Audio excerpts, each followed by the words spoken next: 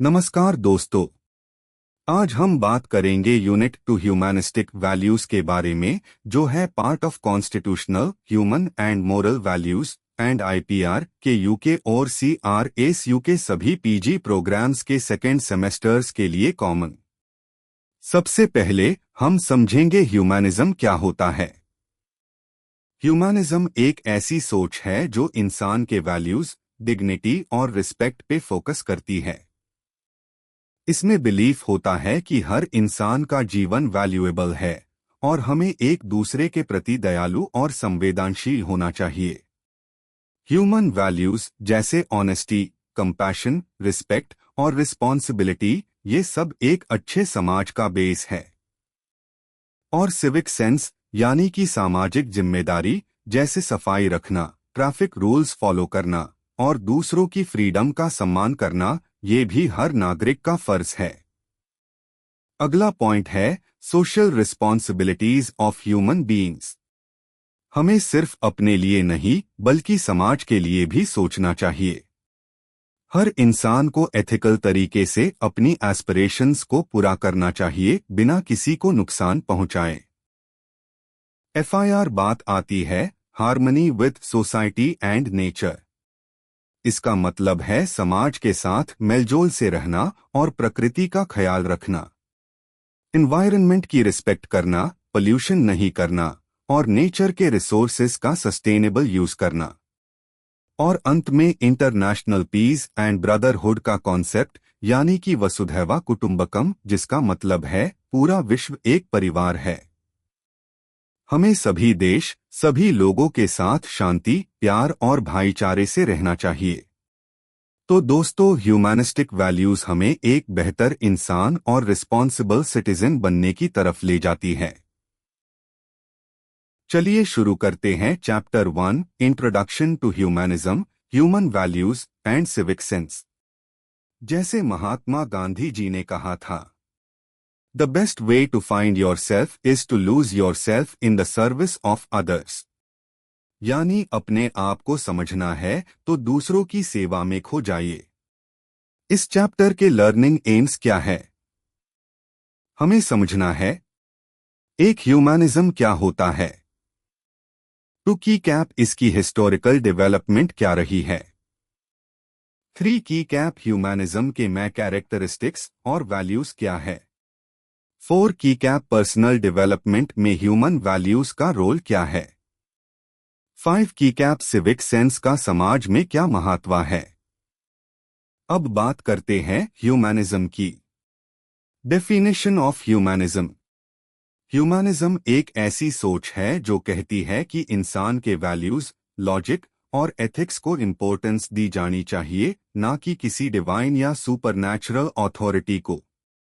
ये dignity, freedom और rights of individuals को सपोर्ट करता है और ह्यूमन वेलफेयर पे फोकस करता है। थोड़ा और जाने। गोविंदराजन एम के मुताबिक इंजीनियरिंग एथिक्स के चैप्टर 1 में लिखा गया है कि ह्यूमैनिज्म इंसान के डिसीजन मेकिंग पे भरोसा करता है, रीजनिंग का उसे करके प्रॉब्लम्स सॉल्व करने और नॉलेज को परस्यू करने में बिलीव करता है। अब बात करते हैं हिस्टोरिकल रूट्स ऑफ ह्यूमैनिज्म।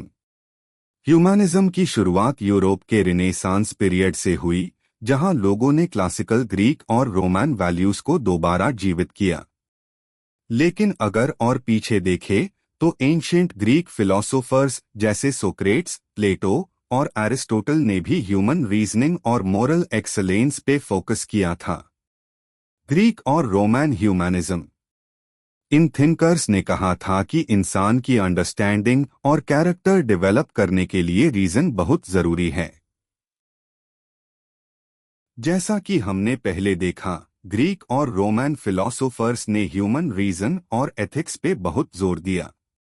यही आइडियाज रिनेसांस पीरियड में फाउंडेशन बन गए एक नए ह्यूमैनिस्ट थॉट के लिए, जो फोकस करता था ह्यूमन डिग्निटी और लॉजिकल डिसीजन मेकिंग पर। More to know. Dhar P L के मुताबिक ग्रीक और रोमन फिलोसोफर्स ने जो आइडियाज दिए वो ह्यूमैनिज्म के डेवलपमेंट में की रोल प्ले करते हैं, जैसे कि रीजन और ethical living. Two point two Renaissance humanism. Renaissance एक ऐसा युग था जहां लोगों का इंटरेस्ट क्लासिकल टेक्स्ट्स में दोबारा जग गया। इसने एक ह्यूमैनिस्ट रेवोल्यूशन शुरू किया जिसमें इंसान की पोटेंशियल और सेक्युलर एजुकेशन पे ध्यान दिया गया। जैसे पेट्रार्क और इरास्मस ने कहा, एजुकेशन और रीजन के जरिए इंसान अपनी डेस्टिनी खुद बना सकता है। More to know. R Gaur के हिसाब से रिनेसांस पीरियड ने मॉडर्न ह्यूमैनिज्म को जन्म दिया जिसमें ह्यूमन राइट्स और एथिकल थिंकिंग को बहुत इंपॉर्टेंस मिली। 2.3 मॉडर्न ह्यूमैनिज्म, सेक्युलर ह्यूमैनिज्म। आज के समय में सेक्युलर ह्यूमैनिज्म एक मेजर थॉट बन गया है। इसमें रिलीजियस डॉक्ट्रिन्स पे डिपेंडेंट होने के बजाय लॉग एथिकल और लॉजिकल लाइफ जीने पे विश्वास करते हैं। ये सोसाइटी के लिए कंपैशन और रीजन को गाइड बनाता है। गोविंदराजन एम के अनुसार सेक्युलर ह्यूमैनिज्म आज भी साइंस और टेक्नोलॉजी जैसे फील्ड्स में एथिकल प्रैक्टिसेस को प्रमोट करता है। घर पी एल के हिसाब से ह्यूमैनिज्म एक रिएक्शन था चर्च के अथॉरिटेरियन रूल्स के खिलाफ और ये इंडिविजुअल फ्रीडम और रैशनल थिंकिंग को गाइड करता है। 3 की कैरेक्टरिस्टिक्स ऑफ ह्यूमैनिज्म। तो चलिए अब समझते हैं ह्यूमैनिज्म के कुछ important features. Reason and logic. Humanism promote करता है साइंटिफिक थिंकिंग और लॉजिक को वर्ल्ड को समझने के टूल्स के रूप में। Ethical living. हर इंसान को एथिकल तरीके से जीवन जीना चाहिए, रिस्पॉन्सिबिलिटी और ह्यूमन वेलफेयर के साथ। Human dignity. हर व्यक्ति के रिस्पेक्ट और राइट्स इंपॉर्टेंट होते हैं और यही वैल्यूज सिविल राइट्स और इक्वालिटी मूवमेंट्स का बेस बनते हैं। आर गौर कहते हैं कि रैशनैलिटी और एथिक्स दोनों ह्यूमैनिज्म के एसेंशियल कंपोनेंट्स हैं जो हमारे साइंटिफिक और सामाजिक बिहेवियर को डायरेक्शन देते हैं। Definition of human values. Human values वो एथिकल प्रिंसिपल्स है जो हमें सही और गलत का अंतर समझने में मदद करते हैं। ये हमें गाइड करते हैं पर्सनल और सोशल लाइफ में एक समान, न्याय और शांति से भरे समाज बनाने के लिए। चलिए कुछ की ह्यूमन वैल्यूज को समझते हैं। इंटेग्रिटी यानी ईमानदारी और मोरल वैल्यूज के साथ जीवन जीना, हर सिचुएशन में कंसिस्टेंट रहना। एम्पैथी दूसरों के फीलिंग्स को समझना और उनका दर्द महसूस करना। रिस्पेक्ट हर व्यक्ति को इज्जत देना, चाहे उसकी जाति, धर्म या स्टेटस कुछ भी हो। इक्वालिटी सभी के लिए बराबरी का मौका देना, फेयरनेस को प्रमोट करना। कंपैशन जो लोग तकलीफ में है उनके लिए दया और उनकी मदद करने का जज्बा। सोशल रिस्पॉन्सिबिलिटी समाज के प्रति अपनी जिम्मेदारी समझना और उसके भले के लिए काम करना। More to know. Dhar P L के अनुसार साइंस एंड ह्यूमैनिज्म चैप्टर 4 ये ह्यूमन वैल्यूज हाई एक एथिकल और पीसफुल समाज की फाउंडेशन है। अब बात करते हैं कोर ह्यूमन वैल्यूज की। 3.1 इंटेग्रिटी एंड ऑनेस्टी। इंटेग्रिटी जब हम हर सिचुएशन में एथिकल और मोरल तरीके से काम करते हैं बिना कॉम्प्रोमाइज के, तो यूज इंटेग्रिटी कहते हैं। धर पी एल कहते हैं कि इंटेग्रिटी किसी भी व्यक्ति की क्रेडिबिलिटी बनती है, स्पेशली एकेडमिक्स और प्रोफेशनल्स के लिए। ऑनेस्टी सच बोलना, सच्चाई से काम करना, ये ऑनेस्टी की पहचान है। आर गौर बताते हैं कि ऑनेस्टी से ही ट्रस्ट बनता है और कम्युनिटी में अकाउंटेबिलिटी आती है। 3.2 एम्पैथी एंड कंपैशन। एम्पैथी जब हम दूसरों के दर्द और इमोशंस को फील करते हैं तो वो एम्पैथी होती है। गोविंदराजन एम कहते हैं कि एम्पैथी से प्रोफेशनल्स जैसे इंजीनियर्स यूजर्स के वेलफेयर को ध्यान में रखते हैं। कंपैशन दया और मदद का भावना जो समाज में कोऑपरेशन और गुडविल को बढ़वा देती है। धर पी एल चैप्टर 12 बताते हैं कि कंपैशन से समाज में एकता और मदद का माहौल बनता है। 3.3 रिस्पेक्ट एंड इक्वालिटी। रिस्पेक्ट का मतलब है हर व्यक्ति के सेल्फ वर्थ को समझना और उससे डिग्निटी के साथ ट्रीट करना। इक्वालिटी का मतलब है सभी लोगों के साथ एक समान व्यवहार करना, जाति, धर्म या बैकग्राउंड की परवाह किए बिना। आर गौर कहते हैं कि रिस्पेक्ट और इक्वालिटी के बिना एक फेयर और जस्ट सोसाइटी का निर्माण पॉसिबल नहीं है। 3.4 सोशल रिस्पॉन्सिबिलिटी। जब हम समाज के प्रति अपनी ड्यूटीज समझते हैं और उसके भले के लिए काम करते हैं, यूज सोशल रिस्पॉन्सिबिलिटी कहते हैं। गोविंदराजन एम बताते हैं कि प्रोफेशनल्स, स्पेशली इंजीनियर्स, को अपने काम में सामाजिक जिम्मेदारी जरूर शामिल करनी चाहिए ताकि उनका काम समाज के लिए फायदेमंद हो। 4 human values in personal development. Human values सिर्फ समाज के लिए नहीं बल्कि हमारे पर्सनल ग्रोथ के लिए भी एसेंशियल है। ये वैल्यूज हमारे बिहेवियर को गाइड करती है, रिलेशनशिप्स में ट्रस्ट बनती है और हमें एक रिस्पॉन्सिबल और एथिकल इंसान बनती है।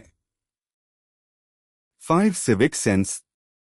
अब बात करते हैं सिविक सेंस की, जो हर नागरिक की एक जरूरी क्वालिटी है। सिविक सेंस का मतलब है समाज के प्रति जिम्मेदारी का एहसास।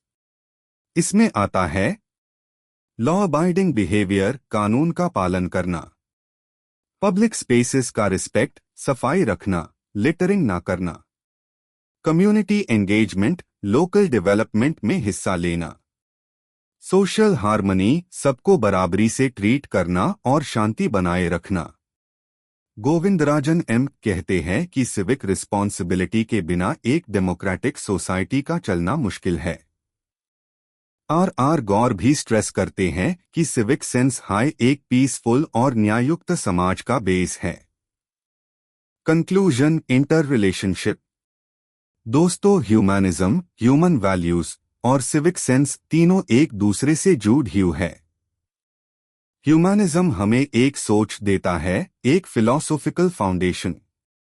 ह्यूमन वैल्यूज हमें बताते हैं कैसे हम पर्सनल लाइफ में एथिकली जिए, और सिविक सेंस सिखाता है कि समाज के प्रति जिम्मेदारी कैसे निभानी चाहिए। तो बस दोस्तों, अगर हम इन तीनों को अपनी जिंदगी में अपना लें तो हम एक बेहतर इंसान और एक स्ट्रॉन्ग और एथिकल सोसाइटी का हिस्सा बन सकते हैं।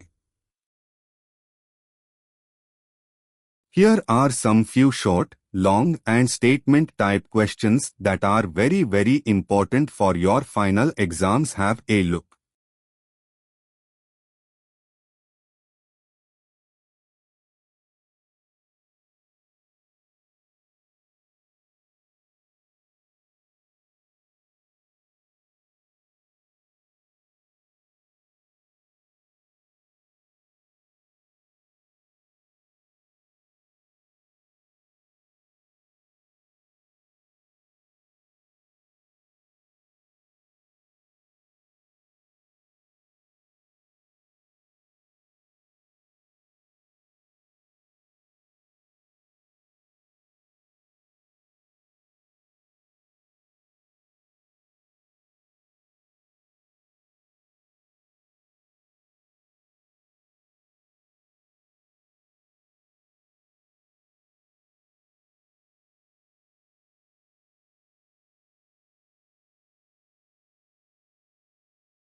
Now let's start chapter 2, जिसका नाम है Social Responsibilities of Human Beings and Ethical Ways to Deal with Human Aspirations। Chapter की शुरुआत एक पावरफुल कोट से होती है। The true measure of any society is how it treats its children, the elderly, and the needy। Hubert H. Humphrey। Learning aims of this chapter। 1 की cap social responsibility और ethics को समझना। 2 की cap human aspirations को explore करना। 3 की cap ethical challenges का analysis करना। 4 की कैप ह्यूमन वैल्यूज का रोल समझना। 5 की कैप अपनी पर्सनल रिस्पॉन्सिबिलिटी को प्रमोट करना। 1 इंट्रोडक्शन। दोस्तों, हर इंसान के पास कुछ एस्पिरेशंस यानी इच्छाएं होती है, जैसे पैसा कमाना, सफलता पाना, खुशी ढूंढना या समाज में योगदान देना। लेकिन इन गोल्स को पाने के चक्कर में कई बार हम भूल जाते हैं कि हमारे एक्शंस का असर दूसरों पर भी पड़ता है। यहाँ पर सोशल रिस्पॉन्सिबिलिटी बहुत इंपॉर्टेंट हो जाती है। 1.1 what is social responsibility? Social responsibility का मतलब है कि हम अपने एक्शंस के लिए समाज के प्रति जिम्मेदार हैं। चाहे हम एक व्यक्ति हों, कोई ऑर्गेनाइजेशन हो या इंस्टीट्यूशन, हर किसी को ये सोचना चाहिए कि उनका काम समाज के लिए फायदेमंद हो और किसी को नुकसान ना हो। ये सिर्फ कानून मानने की बात नहीं है, बल्कि जस्टिस, फेयरनेस और इक्वालिटी को प्रमोट करने वाली सोच है। यानी कि सही डिसीजन लेना, दूसरों के राइट्स का ध्यान रखना और समाज के भले के लिए काम करना ही असली सोशल रिस्पॉन्सिबिलिटी है। तो दोस्तों, अगर हम अपने एस्पिरेशंस को एथिकल तरीके से पूरा करते हैं तो हम सिर्फ अपनी लाइफ बेटर नहीं बनते, बल्कि एक स्ट्रॉन्ग और संवेदनशील समाज भी बनते हैं। First, personal social responsibility. हर व्यक्ति की ये जिम्मेदारी होती है कि वो सोचे मेरे एक्शंस का दूसरों पर क्या असर पड़ेगा। अगर कोई करियर में सक्सेस चाहता है तो उससे ये भी देखना चाहिए कि उसका काम अनएथिकल तो नहीं या एनवायरनमेंट को हार्म तो नहीं कर रहा। Second, corporate social responsibility CSR। ये आइडिया कहता है कि कंपनीज सिर्फ पैसा कमाने के लिए नहीं होती, उन्हें समाज, एनवायरनमेंट और इकोनॉमी का भी ध्यान रखना चाहिए। ये इंक्लूड करता है पोल्यूशन कम करना, सस्टेनेबल प्रैक्टिसेस फॉलो करना, समाज की क्वालिटी ऑफ लाइफ को इम्प्रूव करना। Third, environmental responsibility. हर इंसान और ऑर्गेनाइजेशन का फर्ज है कि वो नेचर को प्रोटेक्ट करे। इसमें आता है वेस्ट रिड्यूस करना, पानी और एनर्जी कंजर्व करना, इको फ्रेंडली टेक्नोलॉजी यूज करना। घर PL और RR गौर के अनुसार ये रिस्पॉन्सिबिलिटीज सोसाइटी की ग्रोथ और सस्टेनेबिलिटी के लिए एसेंशियल है। 2, human aspirations and ethics. 2.1 what are human aspirations? Aspirations यानी सपने और गोल्स जो हमें आगे बढ़ने की मोटिवेशन देते हैं। ये 2 कैटेगरीज में डिवाइड होते हैं। मटेरियल एस्पिरेशंस जैसे पैसा, career growth, status. Non material aspirations जैसे हैप्पीनेस, पीस, स्पिरिचुअल ग्रोथ और सामाजिक योगदान। 2.2 role of ethics in aspirations. Ethics एक मोरल कॉम्पास की तरह काम करता है जो इंश्योर करता है कि हम अपने गोल्स पूरे करते वक्त किसी और को नुकसान ना पहुंचाएं।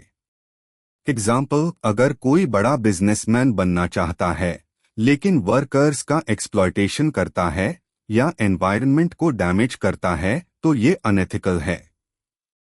Balance is the key. अपने सेल्फ इंटरेस्ट को समाज के भले के साथ बैलेंस करना हाई एथिकल एस्पिरेशन है। 2.3 ethical frameworks to guide aspirations. जब हम अपने गोल्स सेट करते हैं तो कुछ एथिकल फ्रेमवर्क्स यानी नीतिगत सोच हमें गाइड करती है।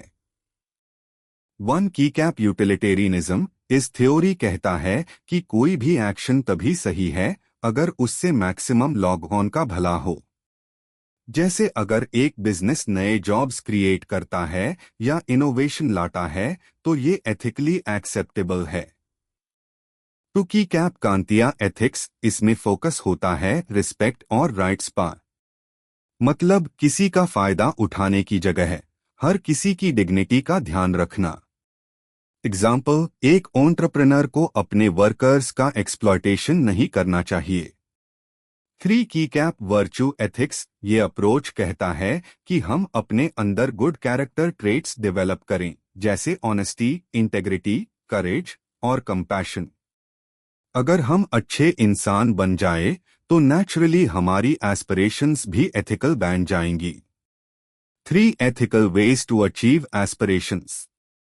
अब सवाल ये है, कैसे हम एथिकल तरीके से अपने गोल्स अचीव करें। चलिए कुछ स्ट्रैटेजीज देखते हैं। 1. Promote fairness equality. हर व्यक्ति को इक्वल अपॉर्चुनिटी मिलनी चाहिए, जैसे equal pay for equal work, inclusive hiring और safe work place environment. 2. Sustainability और एनवायरनमेंट का ध्यान। हम अपने ड्रीम्स को ऐसे अचीव करें कि नेचर को कोई नुकसान ना हो। यूज करें सस्टेनेबल मटेरियल्स, कम वेस्ट और eco friendly practices. 3. Adopt ethical decision making models. Govindarajan M. Stakeholder approach. सोचिए आपके डिसीजंस का असर किन किन पर पड़ रहा है, जैसे आपके एम्प्लॉयज, फैमिली, एनवायरनमेंट और समाज पर। एग्जाम्पल, अगर एक कंपनी प्रॉफिट बढ़ा रही है तो उससे ये भी देखना चाहिए कि वर्कर्स या एनवायरनमेंट पर क्या असर हो रहा है। Rights based approach. हर किसी के बेसिक राइट्स का सम्मान हो, जैसे fair wages, safe working conditions और equality. 4.1 human values as the foundation for ethical aspirations. सबसे पहले समझते हैं कि ह्यूमन वैल्यूज का क्या रोल है। ह्यूमन वैल्यूज जैसे ऑनेस्टी, इंटेग्रिटी, कंपैशन और जस्टिस हमें सही और गलत के बीच का फर्क समझते हैं। ऑनेस्टी और इंटेग्रिटी, जब हम अपने एक्शंस में सच्चाई और कंसिस्टेंसी रखते हैं तभी हम एथिकल डिसीजंस ले सकते हैं। कंपैशन और एम्पैथी, जब हम दूसरों के दर्द को समझकर काम करते हैं तो समझ में हार्मनी बनी रहती है। जस्टिस और इक्वालिटी, ये वैल्यूज इंश्योर करती है कि हम अपने गोल्स किसी और के राइट्स या अपॉर्चुनिटीज को तोड़कर अचीव ना करें। 4.2 integrating human values into aspirations. अपने गोल्स परस्यू करते वक्त हमें 2 चीजें याद रखनी चाहिए। सेल्फ रिफ्लेक्शन, हर वक्त सोचिए क्या मैं जो कर रहा हूं वो मेयर वैल्यूज के अकॉर्डिंग है। सोशल अवेयरनेस, अपने एक्शंस का इम्पैक्ट समझिए, क्या उससे सोसाइटी या एनवायरनमेंट को नुकसान तो नहीं। 5.1 social responsibility in action. Aspirations का मतलब सिर्फ पर्सनल गेन नहीं बल्कि समाज के लिए भी कुछ करना होता है। एजुकेशन, सबको अच्छी एजुकेशन मिलनी चाहिए। गवर्नमेंट, कंपनीज और आम लोग सब मिलकर बैरियर्स हटा सकते हैं। हेल्थ केयर, हर सिटीजन को बेसिक हेल्थ केयर मिलना चाहिए, चाहे उनका स्टेटस कुछ भी हो। कॉरपोरेट रिस्पॉन्सिबिलिटी, कंपनीज को भी समाज के प्रति जिम्मेदार होना चाहिए, जैसे एथिकल लेबर प्रैक्टिसेस, एनवायरनमेंट का ध्यान और community development. 5.2 ethical governance and social responsibility. Reference Govindarajan M. Good governance का मतलब है फेयर, ट्रांसपेरेंट और अकाउंटेबल सिस्टम्स। लीडर्स को इंटेग्रिटी के साथ काम करना चाहिए, ह्यूमन राइट्स का रिस्पेक्ट करते हुए, ताकि हर सिटीजन का वेलफेयर हो सके। 6.1 लिमिटेशंस ऑफ सोशल रिस्पॉन्सिबिलिटी। जब हम सोशल रिस्पॉन्सिबिलिटी की बात करते हैं तो कुछ रियल लाइफ चैलेंजेस भी होते हैं। 1. कॉन्फ्लिक्टिंग इंटरेस्ट्स, पर्सनल गोल्स और सोसाइटल वेलफेयर के बीच क्लैश हो सकता है। जैसे एक कंपनी ज्यादा प्रॉफिट कामना चाहती है लेकिन उससे फेयर वेजेस भी डीन पड़ते हैं। 2. लैक ऑफ रिसोर्सेस, हर किसी के पास फाइनेंशियल या ह्यूमन रिसोर्सेस नहीं होते जिसे वो सोशल कॉजेज में एक्टिवली कंट्रीब्यूट कर सके। 3. ग्लोबलाइजेशन और मार्केट प्रेशर, ग्लोबल कंपटीशन के चक्कर में बिजनेसेस कभी कभी अनएथिकल डिसीजंस ले लेते हैं, जैसे लो कॉस्ट लेबर का मिसयूज करना। 6.2 limitations of ethical aspirations. Ethical रहने की सोच अच्छी है लेकिन इसमें भी कुछ चैलेंजेस होते हैं। कल्चरल डिफरेंसेस, हर कल्चर की एथिकल वैल्यूज अलग होती है, इसलिए सभी के स्टैंडर्ड्स सेम नहीं होते। इकोनॉमिक कॉन्स्ट्रेंट्स, कभी कभी पैसों की कमी के वजह से लोग एथिकल चॉइसेस कॉम्प्रोमाइज कर लेते हैं। 7. Building a responsible and ethical society. आखिर में बात करते हैं एक बेहतर समाज बनाने की। 7.1 पर्सनल रिस्पॉन्सिबिलिटी। हर व्यक्ति का रोल इंपॉर्टेंट होता है। हम सबको सिविक एंगेजमेंट करना चाहिए, जैसे कम्युनिटी सर्विस या वॉलंटियरिंग। दूसरों के राइट्स का रिस्पेक्ट करना चाहिए, अपने गोल्स के लिए किसी का हक नहीं छीनना चाहिए। 7.2 एथिकल रोल मॉडल्स। आप खुद एक एग्जाम्पल बन सकते हैं। अगर आप ऑनेस्टी, कंपैशन और जस्टिस दिखाते हैं, तो आप दूसरों को इंस्पायर करेंगे एक एथिकल लाइफ जीने के लिए। कंक्लूजन। ह्यूमन एस्पिरेशंस और सोशल रिस्पॉन्सिबिलिटीज एक दूसरे से जुड़ा हुआ है। ये जरूरी है कि हम अपने पर्सनल गोल्स को परस्यू करते वक्त उनका इम्पैक्ट सोसाइटी और दूसरों पर कंसिडर करें। एथिकल फ्रेमवर्क्स जैसे यूटिलिटेरियनिज्म, कांतिया एथिक्स और वर्च्यू एथिक्स हमारी मदद करते हैं, जिसे हम अपने पर्सनल इंटरेस्ट्स और सोशल वेलफेयर के बीच बैलेंस बना सकते हैं। अगर हम ऑनेस्टी, इंटेग्रिटी और कंपैशन जैसे वैल्यूज को अपनाएं, तो हम अपने एक्शंस को इस तरह से शेप कर सकते हैं कि वो कलेक्टिव गुड में कंट्रीब्यूट करें।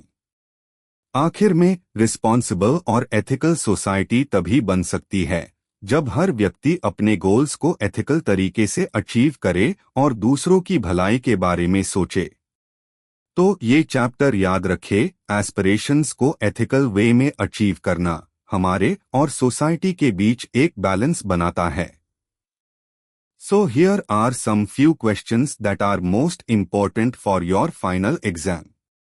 Have a look.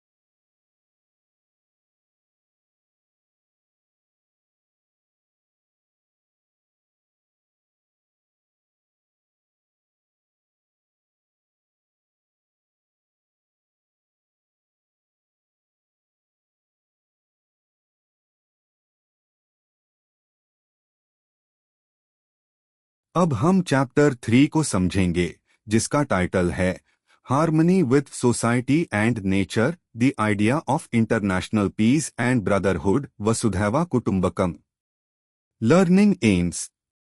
इस चैप्टर के लर्निंग एम्स है ग्लोबल हार्मनी के कॉन्सेप्ट को समझना, वसुधैवा कुटुंबकम के प्रिंसिपल्स को एक्सप्लोर करना, इंजीनियरिंग और ग्लोबल पीस में एथिक्स का रोल इवैल्यूएट करना, ग्लोबल हार्मनी अचीव करने में चैलेंजेस को समझना, ग्लोबल चैलेंजेस को सॉल्व करने के सॉल्यूशंस को एक्सप्लोर करना, लोकल और इंडिजिनस नॉलेज को इंटीग्रेट करना।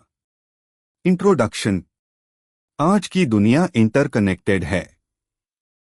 सोसाइटी और नेचर के बीच बैलेंस मेंटेन करना बहुत जरूरी है। इंडस्ट्रियलाइजेशन और टेक्नोलॉजी के रैपिड ग्रोथ से हमें काफी बेनिफिट्स मिल है, लेकिन उसके साथ एनवायरनमेंट की डिग्रेडेशन और सोशल डिस्पैरिटीज भी बढ़ गई है। इन चैलेंजेस को एड्रेस करने के लिए वसुधैवा कुटुंबकम का कॉन्सेप्ट है the world is one family. इसका मतलब है ह्यूमैनिटी को एक यूनाइटेड फैमिली की तरह अपने कलेक्टिव गुड के लिए काम करना। 1. Harmony with society and nature, the need for balance. Society और नेचर के बीच बैलेंस बहुत जरूरी है ताकि सस्टेनेबल डेवलपमेंट हो सके। हमारे एथिकल रिस्पॉन्सिबिलिटीज है, जिसमें हमें ये इंश्योर करना है कि हमारा प्रोग्रेस एनवायरनमेंट को नुकसान ना पहुंचाए और सोसाइटल इनइक्वालिटीज को एक्सप्लॉइट ना करे। की कॉन्सेप्ट्स। सस्टेनेबिलिटी ये कॉन्सेप्ट है जो कहता है कि हम अपनी करंट नीड्स को ऐसे पूरा करें कि फ्यूचर जनरेशन्स को अपनी ज़रूरतें पूरा करने में दिक्कत ना हो। इस चैप्टर में हम ग्लोबल हार्मनी को अचीव करने के लिए किस तरह के एथिक्स और अप्रोचेस अडॉप्ट कर सकते हैं, ये एक्सप्लोर करेंगे। Environmental ethics, responsibilities towards nature. Hello students, अब हम एनवायरमेंटल एथिक्स के बारे में बात करेंगे। एनवायरमेंटल एथिक्स का मतलब है हमारी नेचुरल एनवायरनमेंट के लिए हमारे रिस्पॉन्सिबिलिटीज और अनएथिकल कॉन्सिडरेशंस को समझना जो हमें नेचर को प्रोटेक्ट करने में मदद करते हैं। Environmental responsibility in engineering and technology. Engineering का बहुत बड़ा रोल है सोसाइटी और एनवायरनमेंट को शेप करने में। गोविंदराजन एम ने अपनी बुक इंजीनियरिंग एथिक्स में कहा है कि इंजीनियर्स को अपने डिसीजंस इस तरह से लेने चाहिए जो नेचर और सोसाइटी दोनों को मिनिमाइज करें। मेडोज की बुक लिमिट्स टू ग्रोथ में एक इम्पोर्टेंट इंसाइट दी गई है। वो कहते हैं कि अगर इकोनॉमिक ग्रोथ कंटिन्यू होती रहेगी बिना किसी बाउंड्री के तो रिसोर्सेज का डिप्लीशन हो जाएगा और एनवायरमेंटल कोलैप्स हो सकता है। इसलिए सस्टेनेबल टेक्नोलॉजीज और एनवायरमेंटल रिस्पॉन्सिबिलिटी की इंपॉर्टेंस को समझना जरूरी है। की features of environmental responsibility. Resource conservation ये है रिसोर्सेज को एफिशिएंटली यूज करना और वेस्ट को रिड्यूस करना। इको फ्रेंडली इनोवेशंस ऐसे टेक्नोलॉजीज डिजाइन करना जो सोसाइटी को बेनिफिट करें और एनवायरनमेंट पर कम से कम इम्पैक्ट हो। कॉरपोरेट सोशल रिस्पॉन्सिबिलिटी CSR ये इंश्योर करना कि कॉरपोरेशंस अपने प्रॉफिट्स से ज्यादा सस्टेनेबल और एथिकल प्रैक्टिसेस को प्रायोरिटी दे। 2 वसुधैवा कुटुंबकम, the philosophy of global unity. अब हम बात करते हैं वसुधैवा कुटुंबकम के बारे में। ये एक पुराना प्रिंसिपल है जो कहता है the world is one family. इसका मतलब है ग्लोबल यूनिटी और कोऑपरेशन। ये हमारे लिए ये सिखाता है कि सब लिविंग बीइंग्स एक दूसरे से कनेक्टेड है और असली प्रोग्रेस तभी हो सकती है जब हम सब मिलके कलेक्टिव गुड के लिए काम करें। 2.1 की कैरेक्टरिस्टिक्स ऑफ वसुधैवा कुटुंबकम। ग्लोबल यूनिटी, सब लोग चाहे उनका बैकग्राउंड या नेशनैलिटी कुछ भी हो वो एक दूसरे से कनेक्टेड है। इंजीनियरिंग एथिक्स के कॉन्टेक्स्ट में इसका मतलब है कि इंजीनियरिंग सॉल्यूशंस का इम्पैक्ट सिर्फ लोकल कम्युनिटीज तक हाई लिमिटेड नहीं होना चाहिए। इंजीनियर्स को अपने काम को ग्लोबल सोसाइटी के लिए सोचकर सॉल्यूशंस डिजाइन करना चाहिए जो हर किसी को बेनिफिट दे, न केवल कुछ स्पेसिफिक ग्रुप्स को। पीस एंड ब्रदरहुड ये म्यूचुअल रिस्पेक्ट, अंडरस्टैंडिंग और कोलैबोरेशन को प्रमोट करता है। इंजीनियरिंग के दुनिया में इसका मतलब है दुनिया भर की कम्युनिटीज के डाइवर्स कल्चर्स और वैल्यूज को समझना। एथिकल इंजीनियरिंग प्रैक्टिसेस ऐसे होनी चाहिए जो कोऑपरेशन और रिस्पेक्ट फॉस्टर करें और हर पर्सपेक्टिव को वैल्यू करें ताकि प्रोजेक्ट्स इंक्लूसिव हो और किसी भी ग्रुप को हार्म ना पहुंचाएं। शेयर्ड रिस्पॉन्सिबिलिटी ये कॉन्सेप्ट कहता है कि जो चैलेंजेस हम फेस कर रहे हैं जैसे एनवायरमेंटल इश्यूज, पॉवर्टी और इनइक्वालिटी, वो शेयर्ड प्रॉब्लम्स है। इन्हें सॉल्व करने के लिए हमें कलेक्टिव एफर्ट्स की जरूरत है। इंजीनियर्स का रिस्पॉन्सिबिलिटी सिर्फ टेक्निकल गोल्स को मीट करना नहीं है बल्कि उन्हें अपने काम को global connection to engineering ethics. Hello students, अब हम बात करते हैं इंजीनियरिंग एथिक्स और वसुधैवा कुटुंबकम के कनेक्शन के बारे में। Global impact of engineering. Engineers का काम दुनिया भर के लोगों को डायरेक्टली इम्पैक्ट करता है। चाहे वो टेक्नोलॉजी हो या किसी सॉल्यूशन का डिजाइन हो, उनका काम हर जगह हर कम्युनिटी को अफेक्ट करता है। वसुधैव कुटुंबकम का प्रिंसिपल ये कहता है कि इंजीनियर्स को अपने काम के ग्लोबल इम्पैक्ट को समझना चाहिए और ये इंश्योर करना चाहिए कि उनका काम सभी के लिए फेयरमैंड हो। इसका मतलब है इंजीनियर्स को अपने डिजाइन और टेक्नोलॉजीज को ऐसे बनाना चाहिए जो ग्लोबल सोसाइटी के लिए बेनिफिशियल हो, न केवल किसी स्पेसिफिक रीजन या ग्रुप के लिए। Ethical decision making. हैरिस और गोविंदराजन की इंजीनियरिंग एथिक्स बुक में एथिकल डिसीजन मेकिंग के इम्पोर्टेंस पर जोर दिया गया है। इंजीनियर्स को अपने डिसीजंस में सोसाइटी, एनवायरनमेंट और इकोनॉमी के वेलबीइंग को ध्यान में रखना चाहिए। उन्हें अपने काम में रिस्पॉन्सिबिलिटी का एहसास होना चाहिए और अपने टेक्नोलॉजिकल एडवांसमेंट्स को एथिकल प्रैक्टिसेस के साथ बैलेंस करना चाहिए। ये एथिकल डिसीजंस ग्लोबल हार्मनी और फेयरनेस को प्रमोट करते हैं। Sustainability and responsibility. इंजीनियर्स का टास्क ये है कि उनको ऐसे सॉल्यूशंस क्रिएट करने चाहिए जो इफेक्टिव होने के साथ साथ सस्टेनेबल भी हो। जैसे वसुधैव कुटुंबकम शेयर्ड रिस्पॉन्सिबिलिटी की बात करता है, वैसे हाई इंजीनियर्स को अपने डिजाइन्स में एनवायरनमेंटल सस्टेनेबिलिटी और सोशल गुड को इंटीग्रेट करना चाहिए। ये इंश्योर करना जरूरी है कि हमारी प्रोग्रेस ना तो एनवायरनमेंट को हार्म करे और ना हाई मार्जिनलाइज्ड कम्युनिटीज को। इन समरी, वसुधैव कुटुंबकम हम सबको ये सिखाता है कि हमारी इंटरकनेक्शन को समझकर ग्लोबल कोऑपरेशन, पीस और शेयर्ड रिस्पॉन्सिबिलिटी के लिए काम करें। अगर इंजीनियर्स अपने काम में ये वैल्यूज ध्यान में रखे तो वो एक एथिकली साउंड और सस्टेनेबल वर्ल्ड बनाने में मदद कर सकते हैं जो ह्यूमैनिटी के लिए बेनिफिशियल हो।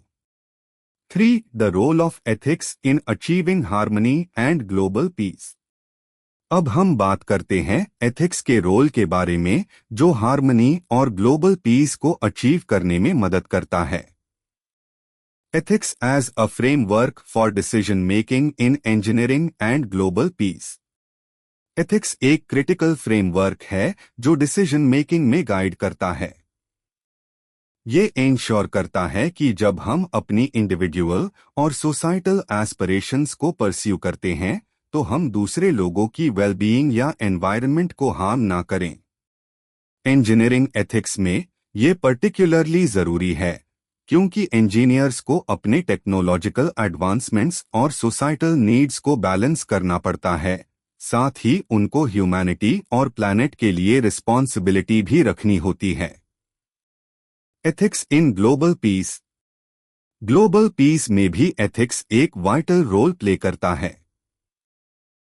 ये सस्टेनेबल प्रैक्टिसेस को गाइड करता है और इंडिविजुअल्स, कम्युनिटीज और नेशंस के बीच हार्मोनियस रिलेशनशिप्स को फॉस्टर करता है। इंजीनियरिंग डिसीजंस का पावर होता है। Ethical frameworks in engineering and global piece. एक, यूटिलिटेरियनिज्म। चलिए अब हम यूटिलिटेरियनिज्म को समझते हैं। Core idea. यूटिलिटेरियनिज्म एक ऐसा एथिकल थ्योरी है जो greatest good for the greatest number को प्रायोरिटाइज करता है। मतलब हमारे डिसीजंस का इम्पैक्ट सोसाइटी पर कैसे हो रहा है उससे असेस करना। हम बेनिफिट्स को हार्म्स से वे करते हैं और फिर डिसीजन लेते हैं। Relevance to engineering and global peace. Engineering में यूटिलिटेरियनिज्म का मतलब ये है कि इंजीनियर्स को ऐसे सॉल्यूशंस डिजाइन करने चाहिए जो मेजॉरिटी के लिए बेनिफिट हो और एनवायरनमेंट को हार्म ना करें। जैसे नई टेक्नोलॉजीज या इंफ्रास्ट्रक्चर डेवलप करते वक्त इंजीनियर्स को ये इंश्योर करना होता है कि सॉल्यूशंस कॉस्ट इफेक्टिव, एफिशिएंट हो और दुनिया के वेलबीइंग में कंट्रीब्यूट करें बिना एनवायरनमेंट को डैमेज किए। एग्जाम्पल, एक रिन्यूएबल एनर्जी प्रोजेक्ट जो एक लार्ज कम्युनिटी को अफोर्डेबल और क्लीन एनर्जी प्रोवाइड करता है, ये यूटिलिटेरियन एथिक्स को फॉलो करता है।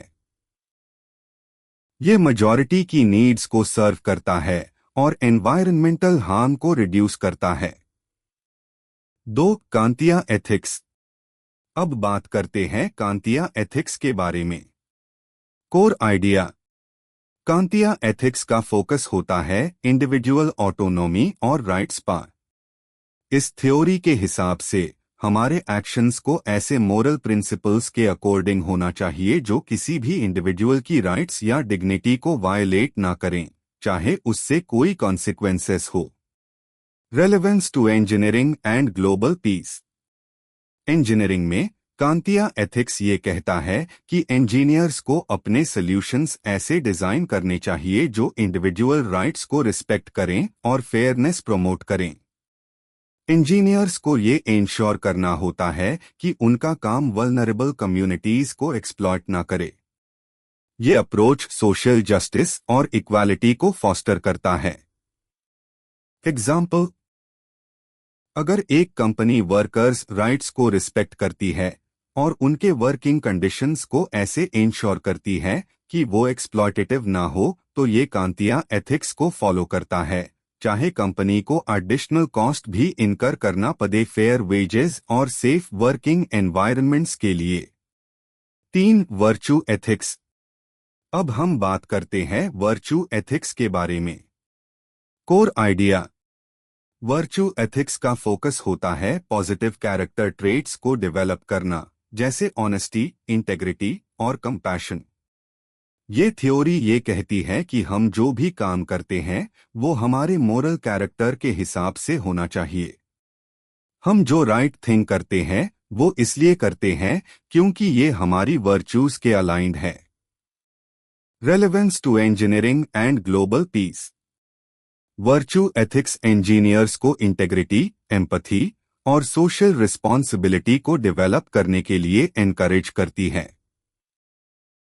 ये वर्च्यूज डिसीजन मेकिंग को गाइड करते हैं जो सोसाइटी को बेनिफिट करती है और इंश्योर करते हैं कि पर्सनल और प्रोफेशनल एस्पिरेशंस अदर्स और एनवायरनमेंट की वेलबीइंग के अलाइंड हो।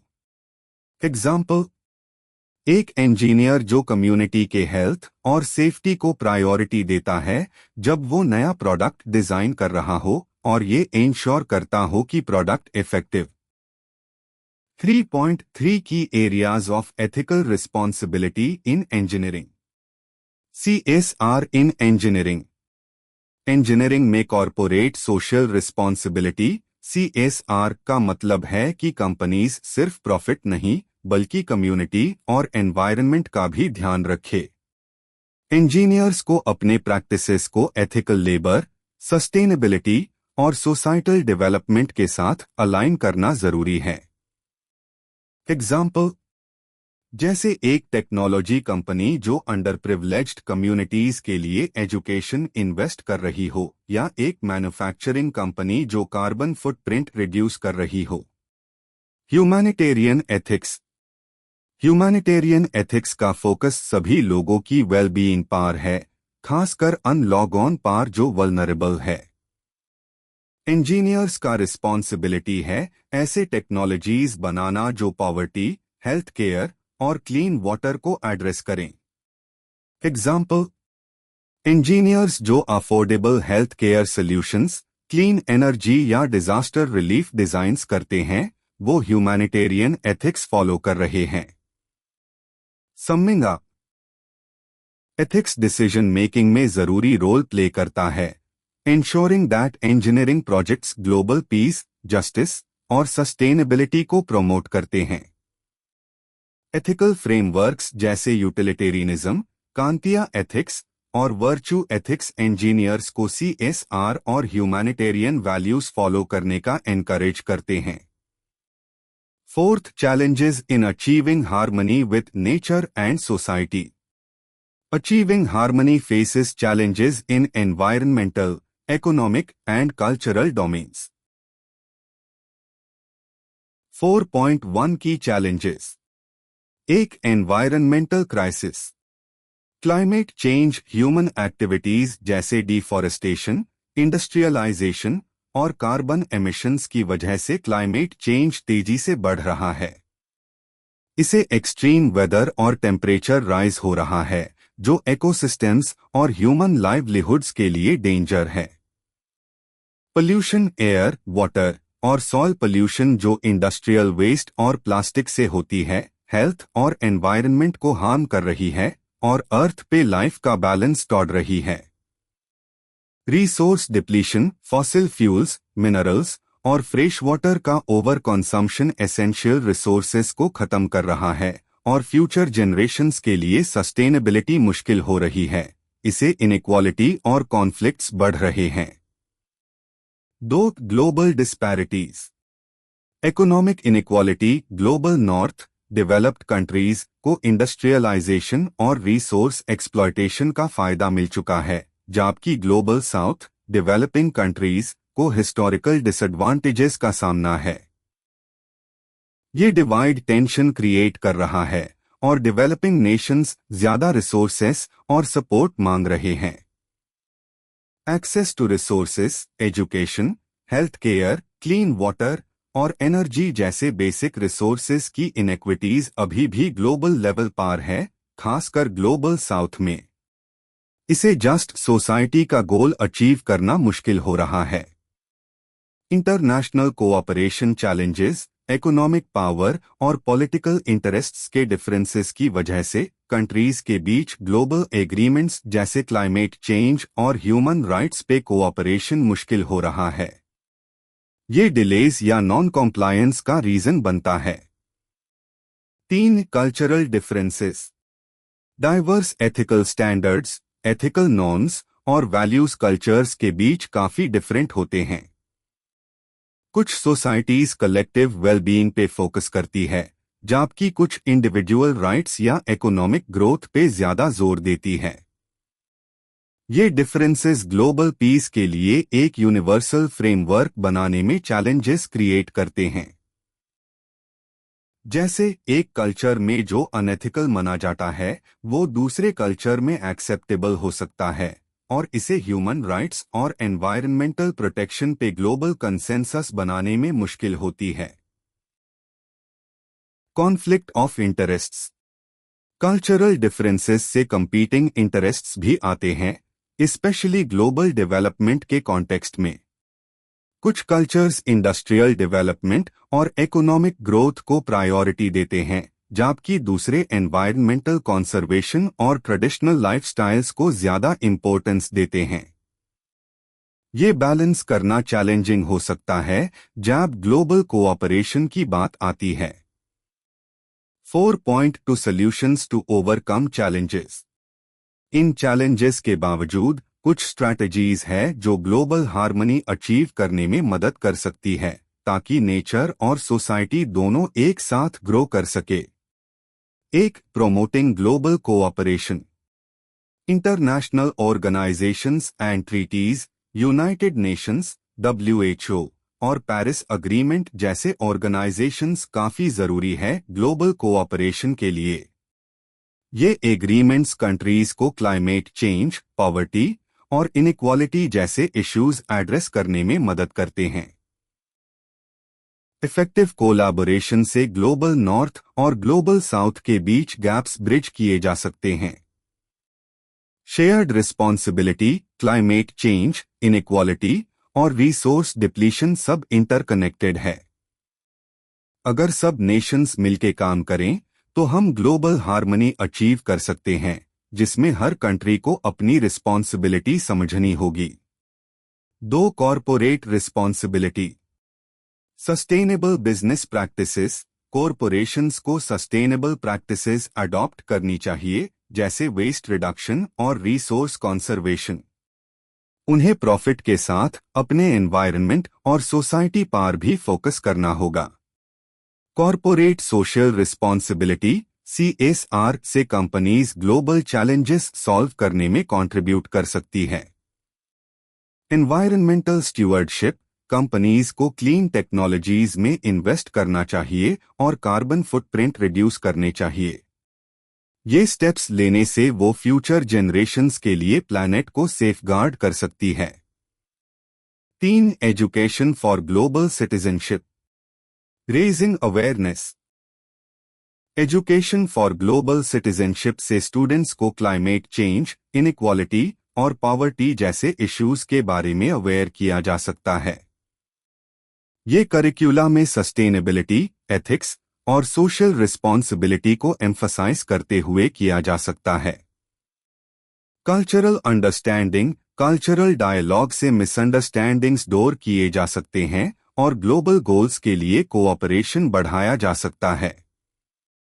ये स्ट्रैटेजीज ग्लोबल हार्मनी अचीव करने में मदद कर सकती है ताकि नेचर और सोसाइटी दोनों का सस्टेनेबल फ्यूचर हो। एम्पथी एंड रिस्पॉन्सिबिलिटी, अगर हम एम्पथी और कलेक्टिव रिस्पॉन्सिबिलिटी को अपनाएं तो हम ऐसे डिसीजंस ले सकते हैं जो दूसरों की वेलबीइंग को प्रायोरिटाइज करते हैं, जैसे फेयर ट्रेड को सपोर्ट करना, इको फ्रेंडली प्रोडक्ट्स खरीदना और मार्जिनलाइज्ड कम्युनिटीज को प्रोटेक्ट करने वाली पॉलिसीज को एडवोकेट करना। ये सब तरीके हैं जिसे हम ग्लोबल पीस और हार्मनी में कंट्रीब्यूट कर सकते हैं। Promotion of local and indigenous knowledge, preserving traditional practices. Indigenous communities के पास नेचर के साथ सस्टेनेबल तरीके से इंटरैक्ट करने का पुराना ज्ञान है। इस ज्ञान को मॉडर्न प्रैक्टिसेस में इंटीग्रेट करके हम एनवायरमेंटली हार्मोनियस प्रैक्टिसेस बना सकते हैं जो कल्चरल डाइवर्सिटी को प्रमोट करें और कंजर्वेशन में मदद करें। Collaborative approaches, indigenous communities, governments और ऑर्गेनाइजेशंस के बीच कोलैबोरेशन से डेवलपमेंट सस्टेनेबल और कल्चरली अप्रोप्रिएट हो सकता है जो ग्लोबल गोल्स जैसे एनवायरमेंटल प्रोटेक्शन और सोशल जस्टिस में हेल्प करेगा। Summing up, global harmony with nature और सोसाइटी को अचीव करना चैलेंजिंग है लेकिन बहुत जरूरी है। एनवायरमेंटल क्राइसिस, ग्लोबल डिस्पैरिटीज और कल्चरल डिफरेंसेस को एड्रेस करके हम एक बैलेंस्ड और पीसफुल वर्ल्ड बना सकते हैं। सॉल्यूशंस जैसे global cooperation, corporate responsibility, education for global citizenship और इंडिजिनस नॉलेज का इंटीग्रेशन हमें ये चैलेंजेस ओवरकम करने में मदद करेगा। हम सबको मिलके ऐसे वर्ल्ड बनाने की तरफ काम करना होगा जहां इंडिविजुअल्स और सोसाइटीज की एस्पिरेशंस प्लैनेट और उसके इन्हैबिटेंट्स की वेलबीइंग के साथ अलाइंड हो। कंक्लूजन, ग्लोबल पीस और हार्मनी अचीव करने के लिए हर इंडिविजुअल, ऑर्गेनाइजेशन और नेशन का एफर्ट जरूरी है। वसुधैव कुटुंबकम कहता है कि दुनिया एक फैमिली है और कलेक्टिव रिस्पॉन्सिबिलिटी से हम सब के लिए एक पीसफुल और सस्टेनेबल फ्यूचर क्रिएट कर सकते हैं। अगर आपको ये वीडियो पसंद आए हैं तो प्लीज प्लीज प्लीज सब्सक्राइब करें ताकि हम आपको और बेहतरीन कंटेंट दे सके।